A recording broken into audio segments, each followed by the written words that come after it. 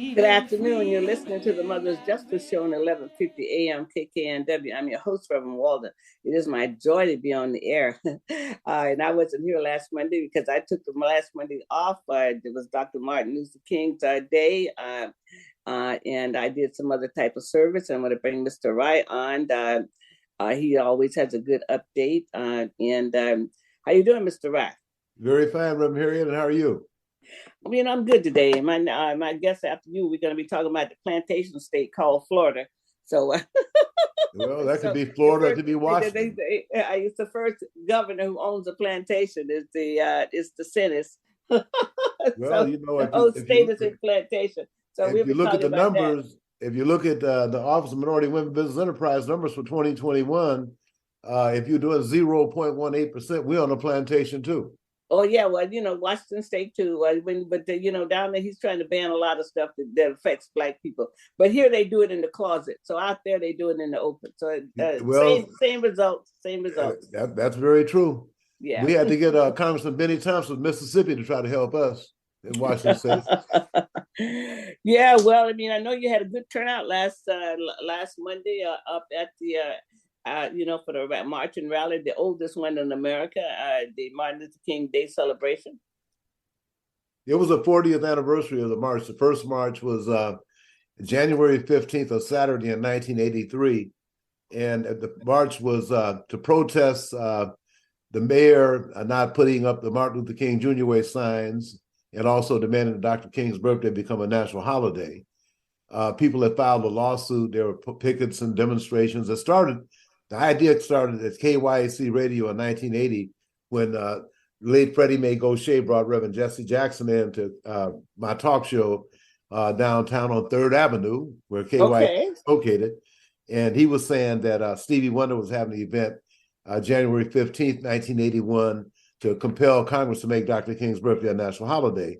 And he suggested, why don't you guys do something locally since you're so far away? A lot of cities are doing things to memorialize Dr. King's name.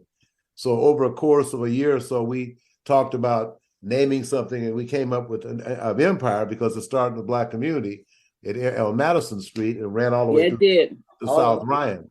Yeah. So, but anyway, eventually the Washington State Supreme Court ruled November 30th, 1983, that the city had authority to change the name of the street.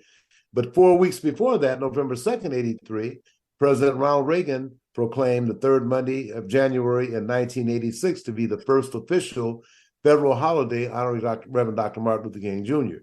So 4 weeks after that announcement, the state Supreme Court ruled the city had the authority to change the name of the street. And it was really something because even Mayor Charles Royer was opposed to naming the entire street. He was concerned with the merchants on the south side of Rainier because they filed a lawsuit, and they came back even before the lawsuit saying, well, we cut it off here.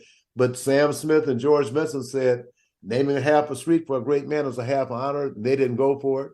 And then we really found out from a guy named Bob Morgan, who was the city council transportation chair or staffer, that Empire Way is State Highway 900.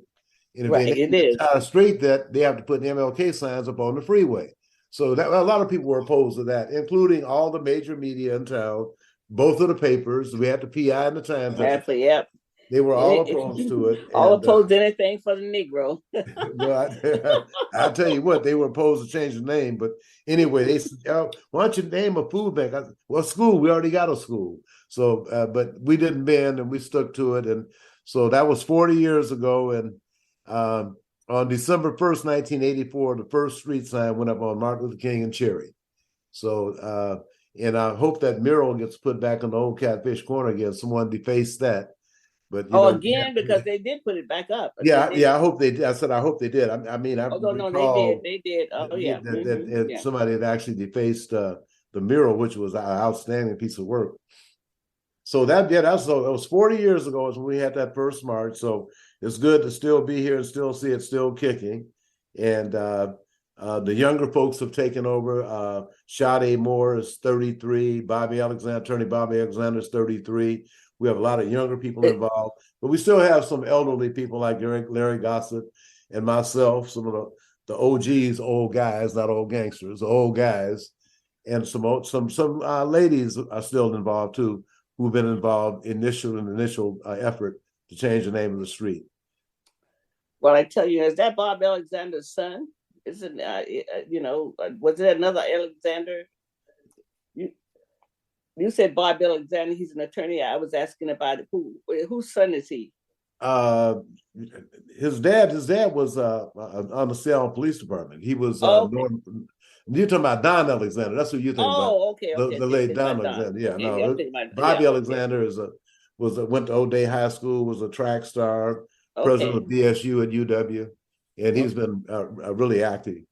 Well, I tell you who's missing though. I put those pictures up was Verlene and Jackie. Especially Verlene because she was always there with APRI, right. Man. Verlene was one of the mighty organizers of the state of Washington. And I don't think she was undervalued. And it's a lot of things that's different now since Verlene is in the land of the living with us. Really and truly. Did a lot of organizing. I was right. It was side by side. She was an outstanding leader. As a matter of fact, I did see her daughter, Kristen. She was at the rally up at Garfield. So I did get a chance. Wonderful. Wonderful. Yes. That's good. She was denied to be the president of the King County Labor Council and also in the state, because of racism. But I think we got another lady there now who's good for a black lady on the King County. Oh yeah, yeah. We have one for the state now too. Yeah, that's what I mean. She's on the state too. April Sims is the president. That's right, April Sims. And Verlene paved that way. Verlene did that work, but racism denied her that opportunity. But I'm glad that there's a young lady down there who knows the ins and outs of labor. No, you're right about that. I think it's two sisters down there that are. The lady's name, I'll remember her name when we get off the radio program. We have a new Secretary Treasurer, which will replace April Sims as Secretary Treasurer. And we had a pretty good working relationship with the former President Larry Brown as well. So we had a good working relationship with him too. Mm-hmm. Right. So, all right. So what's happening with you mentioned our representative out of Mississippi who's helping us with our situation here in Washington State. Is there any movement on that now? On that claim that we filed against the state for not giving us our tax dollars back and our business contracts with the state of Washington? The latest, we've been working, having conference calls with Senator Murray's office, Congressman Adam Smith's office, Congressman Benny Thompson's office, and we're also working with Congresswoman Marilyn Strickland out of the Tacoma area. Right. And some of the members they would say, we want to get involved with another member's district and stuff. But when Benny Thompson saw those numbers, he says, no one should tolerate this. Right. Not even 0.2% of 1%. No. And some of that money had a right to come to Black community because it was government money. They had a right to come to Black people who were in business, and then every other group got money, but we got half of a penny. Well, the thing about it is that when Governor Gary Locke killed affirmative action with Governor's Directive 98-01 in December of 1998, that Governor's Directive was just rescinded like last year when Governor Jay Inslee signed the new executive order to restore affirmative action. So in essence, everybody they didn't want to do it. They didn't have to do it. And, we see the results of that by the mass exodus of Blacks out of the central area of Seattle. All that's directly related. You see, that's how they colluded. The number of Black folks who had the capability and the resources to go into business, but why would they go into invest their money for a losing cause? So we have to have some enforcement, and hopefully that'll happen one of these days. But we also need to find a figure out. We also need to raise some money and get a video out about what the state of Washington has done to us. Really, business people. Run me and Mr. Branch out.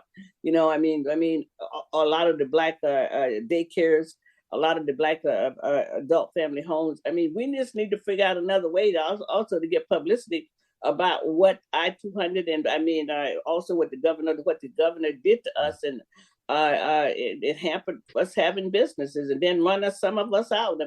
I mean, I'm not going to ever get over the fact that they run me out and took my business away from me and didn't want to charge me with a crime when they were the criminals. Okay. Yeah, I understand. But the thing about it is now people in Washington, D.C., Congressman Thompson's letter went to the Attorney General Merrick Garland and the Secretary of the Department of Transportation, Pete Buttigieg. We have some other people, like I mentioned, Senator Murray, now Marilyn Strickland's office. We're waiting to see her letter. And hopefully, after all this time, because it's been Congressman Thompson's letter went to the Attorney General and the Secretary of DOT December 15th, 2022. Normally, there's an instant response to members of Congress, and you figure that Congressman Benny Thompson just chaired the January 6th commission and had a serious high profile. So you would think that, No, Mr. Rye, I disagree with you on that. I mean, it's going to take a little bit more heat in the street, like you used to talk about. We're going to have to put some more fire somewhere, because these people, you name these people outside of Ms. Strickland, Representative Strickland. What has everybody else been doing for us lately? See, I mean, I don't know. I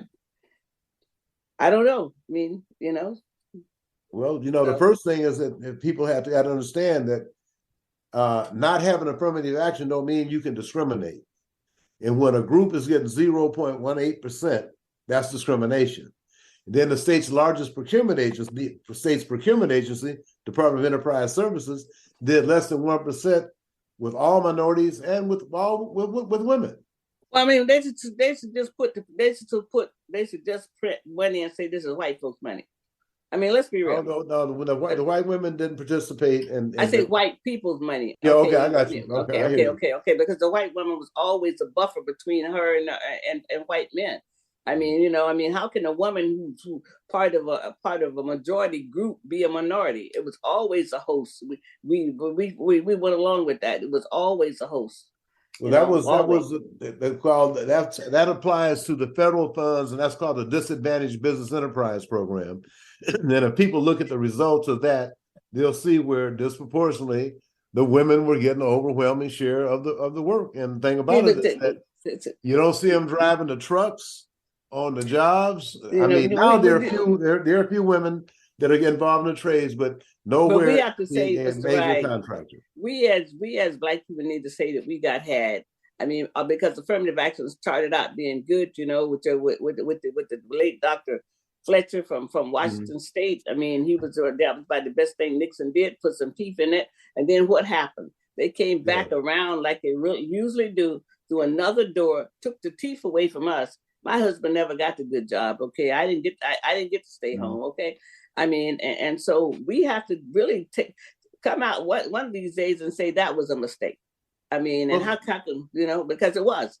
They sucked all the air out of the rooms. They got all the jobs, and people like the Black contractors and the people out there trying to put the pavement down on the highway.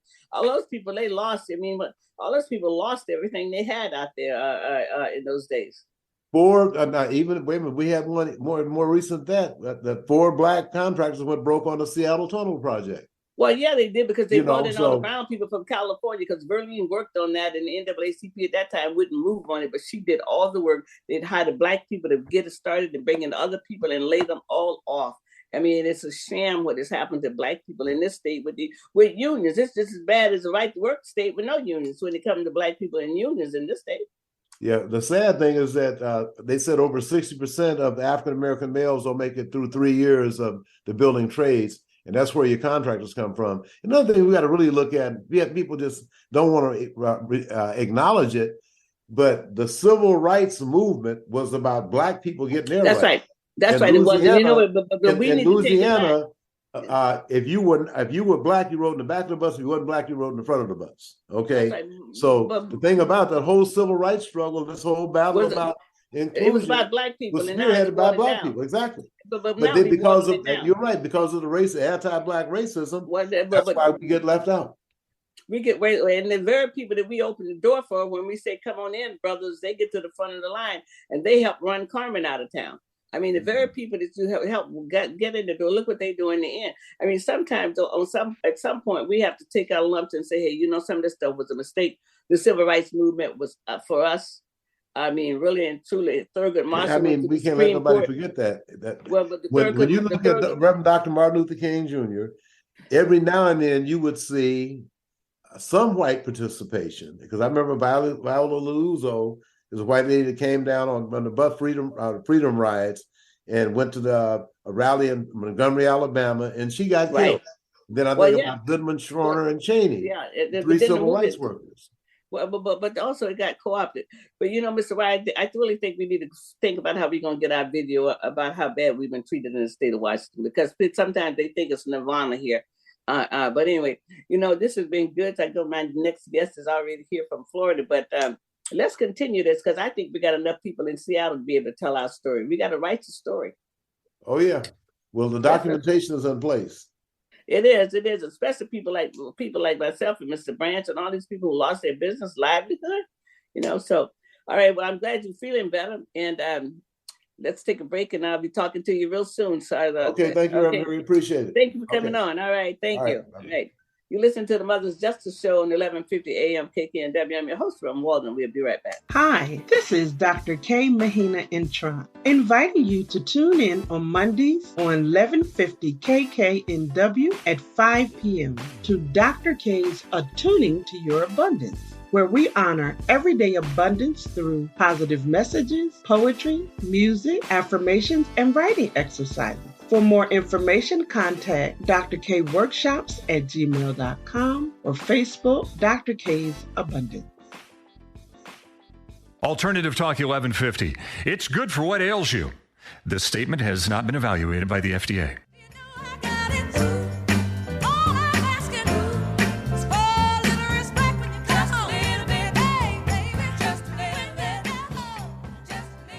Good afternoon. You're listening to the Mother's Justice Show on 1150 AM KKNW. I'm your host, Reverend Walden. It's my joy to be on there. Also want to let you know you can catch us also on the podcast. You can let your friends know that we have a podcast on 1150 AM KKNW for Mother's Justice Show. Oh, man, I'm all fired up now, because I was talking to Mr. Wire. This stuff is just raising its head. I want to bring my next guest in, my Esha Covington from Jacksonville, Florida, big place where I was born into segregation. Look like we look like we could get Black history out when we were in segregation, and now, now they don't want us to be out there, and you got gerrymandering going on in Duval County. Most people don't know that, but Duval County only has one city in it, and that's Jacksonville. It's one of the few places where the county is the city. It's not too many places in America where the county is total. It has only one city in it, and I'm not sure. I think Fulton County might be the same way in Atlanta, but it's sort of unusual for a county just to have one little town in it. So, how you doing, Ms. Covington? I'm doing wonderful, Harriet. What about you? Thank you for the invite.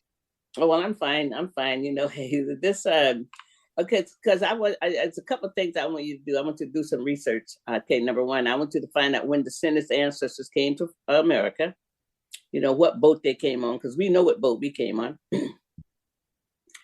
Okay, because that's going to be pertinent in our fight for this stuff. We have to establish the fact that we've been here.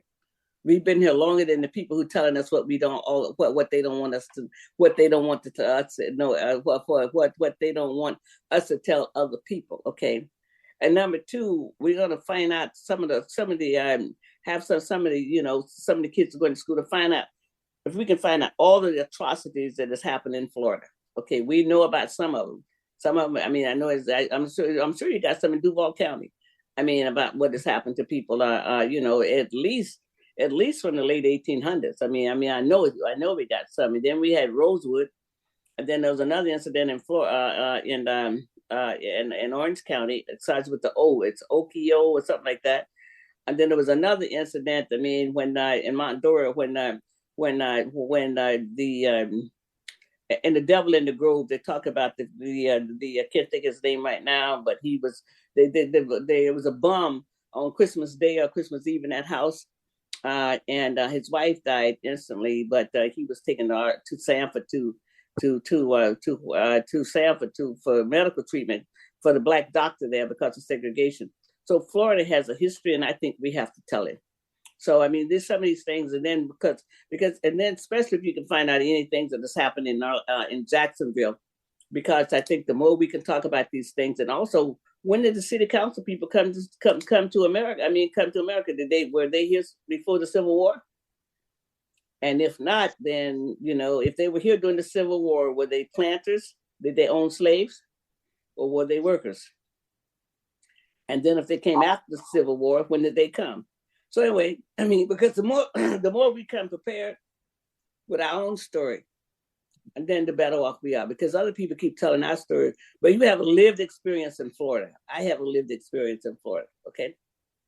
And they cannot sweep our lived experience under the rug to make their children believe that they're still superior. And I'm gonna send you the quote that Henry Berry said. He was from Merkland County there in South Carolina in 18 something. I think it was before the end of slavery. And he said, if we could extinguish the light of understanding, if we could just extinguish that light, so when the light comes, that the Negro would not be able to see the light, we would be free, we would be saved, and the Negro would be like a beast in the field forever. So I would get you that quote. And see, everybody thought the light of understanding was going to come from someplace else. The light of understanding comes from with us because it comes from our ancestors. It comes from the people who made the trip, the people who survived. This is where this understanding comes from. I mean, it's a lot of other people come to America. A lot of different Africans come from the continent, but they don't have what we have. See, we didn't have no place to go. We had to fight for our own liberation. Nobody helped us fight. We helped save the so-called Union. We have fought in every war, and we fought for our own liberation. A lot of people in this country from the continent, they came escaping to something. We didn't have no place to go. None. So anyway, welcome to my show. About true transparency, this is my cousin, my mother, Eunice Levine Walden was the Eunice Levine Walden was the oldest sister, and her mother, name is Stama, and I don't know where she ranks in the girls at all. I don't know where she ranks in the girls at all, but anyway, true transparency, we're cousins, and a lot of times we're doing this work. She's doing work in Florida. So you want to talk to me? You want to get started now about what's happening in Duval County before we take on the governor? Right. Thank you again. Let me close my other Zoom. I'm sorry. So where we are in Florida is the governor. Okay, we got feedback on you now. So, studies.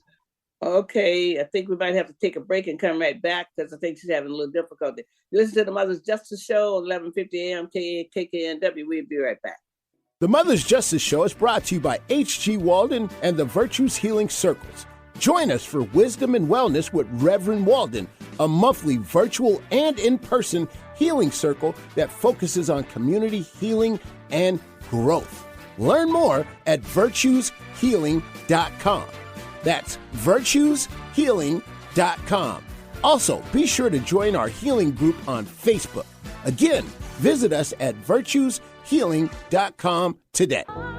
Good afternoon. You're listening to the Mother's Justice Show on 1150 AM KKNW. And I do love you. I really do. That's a great song. I mean, it's a song that my son Hiram loved. And I love that song because you know what? I absolutely authentically do this work because I absolutely know that we have a right to be on the planet. And we have a right to be here.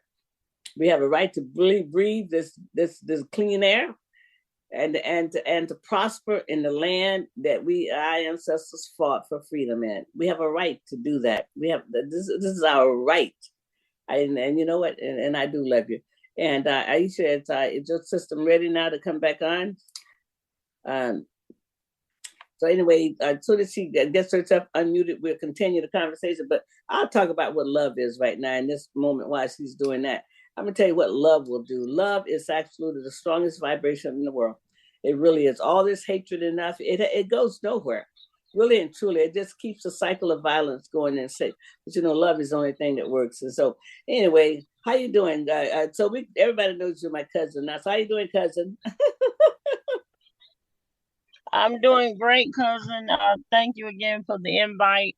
So I did want to talk about district council. The judge did implement mapping. The city came back. They're going to appeal the judge's ruling. There's a lot of the judge gave an opinion that their case still didn't look that good, and they had violated the law. Now, this is to where make we sure that stand Black now people is don't have a right. Now, this is to make sure that Black people, for our listeners, because we'll be talking about two different things. This is to make sure that Black people don't have a right to vote in that area. The way that they want to break it up, so that the Black people wouldn't have be able to vote in a block like they do. Is that right? right. Well, it's gerrymandering. Right. Right. What the city done was, since consolidation, they consolidated, like you said, local government, county government, and they took our vote and they packed us into 5 districts.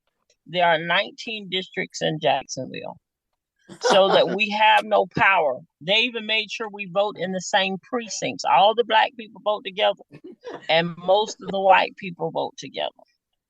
So basically, they segregated us. Right. But they kept our tax base, so that the people at the beach, they can vote in our elections, but we can't vote in theirs. Oh man, this is so really. I mean, Florida now. I mean, I'm calling it the plantation state. That's what I'm gonna tweet out today about the governor. This is the home of the plantation. I mean, he's the first governor. Maybe Gensley might be the second, but he's the first governor to actually preside over a plantation state. All of this goes hand in hand. They want to keep the Negro down, but they're going to let the Latinos vote, right? I mean, those are people. I mean, because they can check the white box. A lot of them can check the white box. And correct. Correct. And so, I mean, unless they're dark, then they can't check the white box. But a lot of Latinos, 45 years ago, they didn't hardly have a word, or 50 years ago, called Latinos. I mean, and so, yeah. So that means that some of the immigrants, some of the people who come to America, of course, we know the Puerto Ricans are they're citizens by virtue of America, taking their land a long time ago. But a lot of the other ones that come in from Cubans, they, they're not, they come in 6 weeks, they get a green card, because they have a special law in Florida for Cubans. If you make the American soil in 6 weeks or 7 weeks or 2 months, you can get a green card, because that came out, 50 years ago. But if the Haitians and anybody else go, they get the Negro card and they get sent back. So, but anytime you can check the white box, you can come in, see, and that's what happens. So, yeah. Harriet, what you're saying is absolutely correct. In this city, in this particular state, they were okay with us voting, but we have no power because we can't vote together in a block. You can be right in the next block, but you have no power. They were even strategic enough to take out the districts that produce revenue. So you can't even align yourself with the businesses. And then they told us we were poor. Well, before consolidation, we were the largest group of African Americans in the country. It was right here in Northeast Florida. And they had to figure out how to break that up. So they did. They came up with consolidation. And then they appointed a few Black families. And to date, most of those Black families still have stayed around government. And it's so funny because there was an article written, and people like he's the board chair now, Warren Jones, he said, they were told they needed 60% of the Black population in one area to win, to put a Black person in office. And they were just going on what they were told. Yeah, so you know what? Go ahead. Go ahead. No. I mean, so based on... Go ahead and get your point out. Well, my point was, now they acknowledge that the figures they used were totally made up. They weren't based on any law. They didn't use any analytical data. They just decided, well, we need 60% Black people in one district, one area, for them to put a Black person in a seat. A seat, keep in mind, that has no power, because you can't do anything without at least 10 votes. So you have 5 African American seats, and we may end up with 4 due to the mapping that we introduced, which is fine, because I don't care what the color of your skin, represent my interests. And that's the point. A lot of people are afraid now in this city, because this is change. This is great change for us. And you can't keep selling our vote and not representing our interests. So that's where we are. Well, good. I mean, because it's gonna take because what happened in Florida, a lot of people got bought off because they got good jobs. I mean, a lot of people, the fight was to lift the boat for everybody, but that's what the fight was. But then the people who got the good jobs, I mean, what they doing? They don't want to rock the boat. I mean, they don't want to. They want to make sure that they can have something and leave everybody else out. And the man knows that. I mean, he knows how to play us like BB King could play that, play Miss Lucille. Okay, I mean, really into it. He knows this because there's some place in there where there's a weak link, and that weak link will sell you out. I mean, for some stuff, and that's one of the things that happens. But it doesn't have to continue to happen. We have to raise up some young people to understand what integrity is, and understand that this is a game, because all that do is keeps other people in power and keep you disempowered, and then you don't have no power around the schools or anything that's going on. But I want to appreciate your fight. I mean, you taking up your auntie, Aunt Johnny Will. I mean, she did the work. And it's amazing that we, who absolutely built this country and been here longer than they have, that's why I want you to start talking about the history. Ask these people when they came to America. I mean, really and truly, because we have to reestablish the fact that we've been here, and we have a right to be here, and we have a right to prosper. I mean, we're not all thugs, and we're not all criminals. That picture that they want to paint about us isn't true. Right. Right. And the fact that the governor doesn't want advanced students to get an American studies, I'm calling him Ron the racist. Ron DeSantis. That's right. Because he's a racist. Right. And anyone that supports him, you got to be a racist to support this agenda of holding a whole generation back from their own history. You don't get to do that. You don't get to do that. Really, you can't make a proclamation and say what people can and cannot learn. I mean, and I'm hoping this is going to go up to the Supreme Court. I mean, really, and you might not get a good reading, you might get a good ruling, you might not, but we have to continue this. We have a right to teach our children. Okay. And if I was in the state of Florida, I mean, if I was young down there with kids, I would organize Meal Saturday school. And have all the Black kids come to Saturday school. I mean, if they want their kids to be left behind, then that's their problem. So anyway, it's not our problem. It's their problem if they want their kids to be left behind, because time doesn't wait on nobody. See, we're not going backwards. I mean, we're not going back to unless a meteor hit the world, then we all be back to the Stone Age. But right now they're keeping those meteors going. I mean, they'll be able to kind of find out where they are and maybe kind of deflect them from coming to hit Earth. So that's what the scientists are doing. But anyway, this is not right. It's not right. So hey, look like we'll just go ahead and take another break here, and then come back and finish talking about the governor.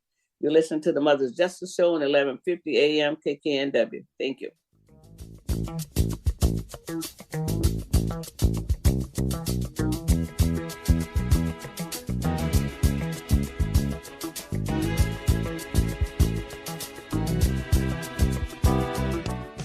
The Mother's Justice Show is brought to you by H.G. Walden and the Virtues Healing Circles. Join us for Wisdom and Wellness with Reverend Walden, a monthly virtual and in-person healing circle that focuses on community healing and growth. Learn more at virtueshealing.com. That's virtueshealing.com. virtueshealing.com. Also, be sure to join our healing group on Facebook. Again, visit us at virtueshealing.com today. Being a teenager is tough. There's the constant pressure to be liked. Endless worrying about college. Cyberbullying, high expectations, all the negativity. There's no question. Being a teenager is tough. And what do Washington's teens do when they want to block out the noise and clear their heads? We play! Research shows that teenagers who participate in high school sports have lower stress levels, more confidence, and greater self-esteem. And then there's the biggest benefit of all. High school sports are fun. Not just fun. They're a lot of fun. Encourage your teenagers to participate in a sport or activity when they go to high school. They'll stress less and smile more. And they'll be laying the foundation for a happier, healthier future. This message presented by the Washington Interscholastic Activities Association and the Washington State Secondary Athletic Administrators Association. Organic, free range, and fresh daily. Alternative Talk 1150.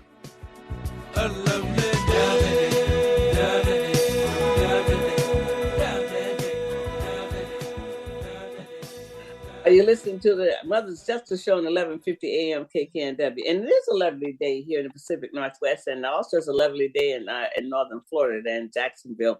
We're going to bring on Miss Esha Covington back again. Like I say, to transparency, we are cousins. Her mother and my mother were sisters, and my mother was the oldest one. So anyway, we got about a few more minutes for you to be on to talk about the governor. Right. Thank you, cuz, for allowing me to speak. And I want to thank you for the work you're doing in Seattle. The governor has banned the African American studies. And what we're in the middle of a political race. So our mapping was introduced. The judge liked one of our maps. So we're getting ready to go through a political process. But there's so much dependency on Republican money. Right. Money that is coming through the charter school system, money that is coming from the government and affordable housing. Their backing is coming from us, the taxpayers. Right. That's right. And they have aligned themselves so that all of the funding trickles back to them.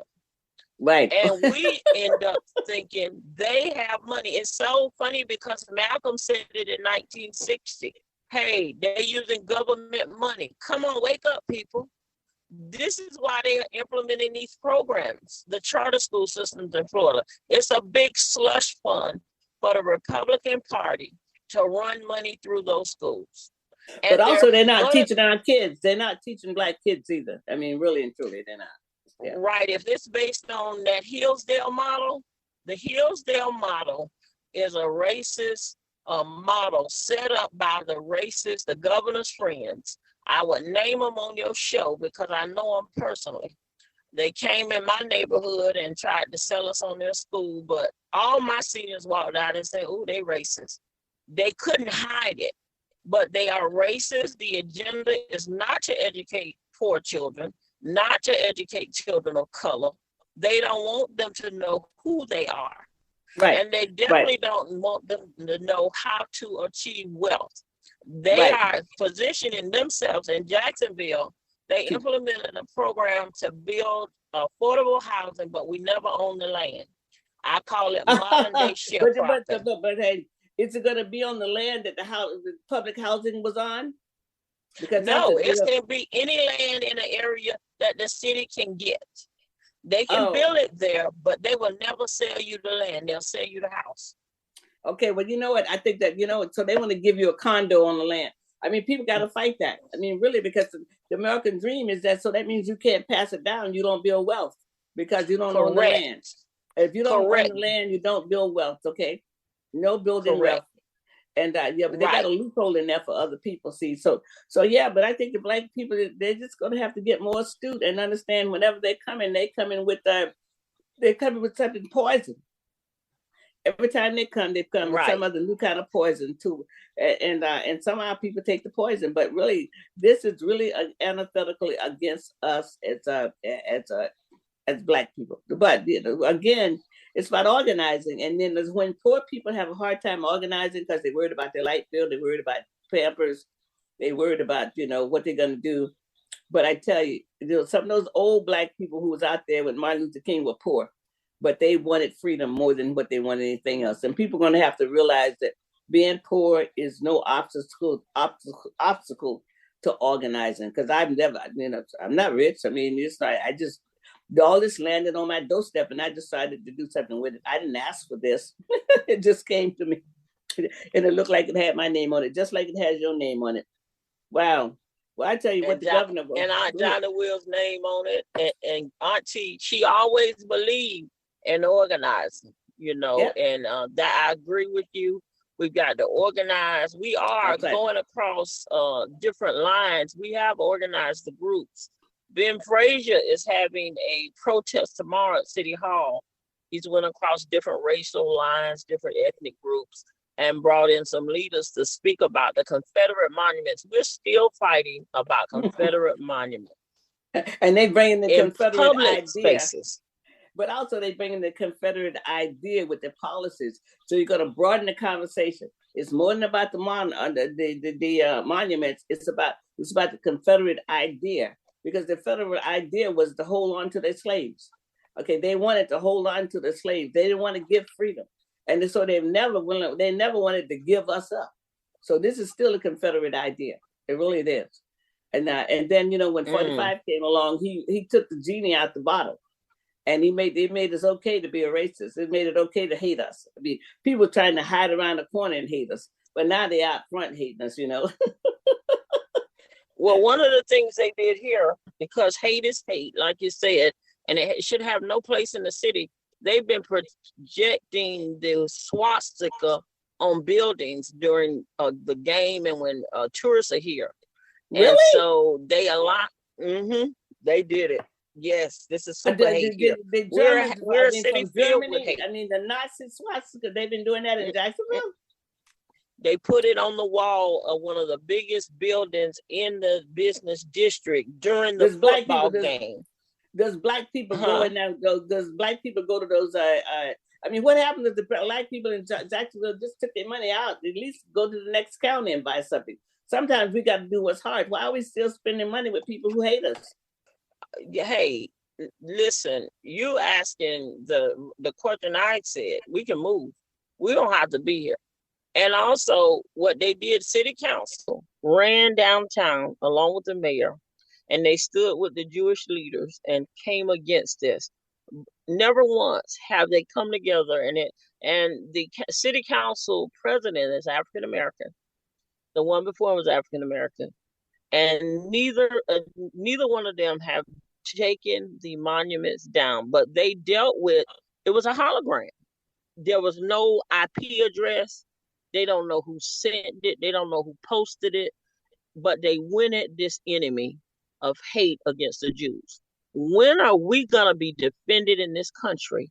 When are they going to stand up and say hate against African Americans because the color of our skin is wrong? We have to force it because the Jewish Holocaust did not happen in America. Okay, correct. It was horrible. It was horrible, but it did not happen here. The Holocaust in North America was the Native American Holocaust of what happened to the Native Americans and us, and we have to continue to talk about our stuff, And if all the other people had some goodwill, they would say, hey, you know what? The Negro Holocaust went for 300 some years. Okay. Yeah, but we have to just be willing to tell our story and be able to know it and to educate our people that because now is no reason why we're not educated. Even if they don't want to give us the books, we know how to get the books. We know how to read now. We have to make sure our kids know how to count now. We have, like I said, I graduated in 59. I graduated in 1963. I've been out of high school 59 years. But I tell you, not in my days, there was no social promotion. If you didn't make the grade, you had to stay there. If your paper wasn't right, you had to do it over. I mean, the black teachers was hard, okay, because they knew what life was going to be tough, and they didn't have no softies there. You had to get the work done, okay, really and truly. And now we got softies on education because my kids, they have homework too much. No, they don't never have homework too much, okay, really and truly, because the world requires them to know a lot. I tell you. So yes. I'm going to reach out to Natalie Jackson. I mean, she's an attorney. I think she works with Mr. Crump, because I know that this is a big civil rights issue, and Florida needs some high-profile attorneys to take on this governor.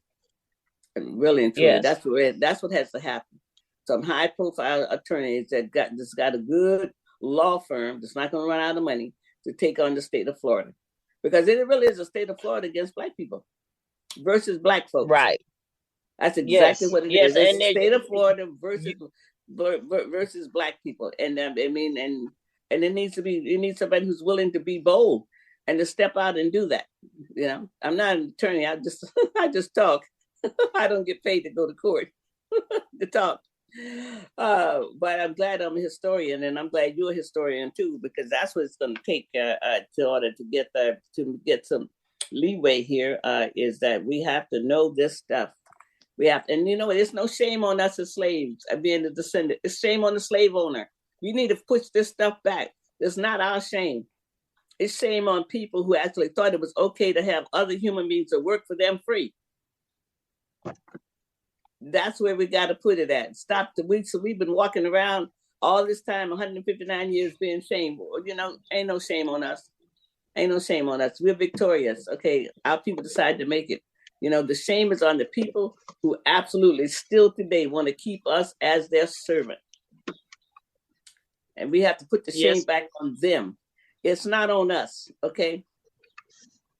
Because they still want to see, but we have to do that, and there ain't no shame, I mean, how can we be inferior when we have the dominant gene? How could we've ever been inferior? That was always a lie. Yes. Wow. That's So anyway, next time I'm coming to Jacksonville because I'm gonna help you with some organizing down there. I'll be down there this summer. I would love it. I would love to have you come. I'm coming to Jacksonville. Bring your we do my show. We do Zoom meetings. Yeah, I'm coming in, and I'm going to do some organizing in some parts of Florida, and Jacksonville is going to be one of the places I'm going to do some organizing and do my show from Jacksonville. Probably going to do a show in Albuquerque, New Mexico, also this year. So I'm going to be on the road here soon. Just trying to get the word out, and talking about unifying. Because that's what it's going to take is unity in order to get to the next level. Yeah, love it. Yeah. So anyway, I mean, I'm going to let you just go ahead and go. I mean, and I just thank you for being on the show. Just really appreciate you, Aisha, and tell all my kin down there in Florida, in Jacksonville, I said hello, and I'll be seeing them. And so I want to let everybody know they've been listening to the Mother's Justice Show on 1150 AM KKNW. Thank you so much, Aisha. I want to thank Mr. Rye, and we probably have a real long song that we can sing as we go off there. We can do today. So I'll be back next week with a great show. Just listen to the Mother's Justice Show on 1150 AM KKNW. I'm your host, Reverend Walden. Check out our podcast. I love being on there. Thank you.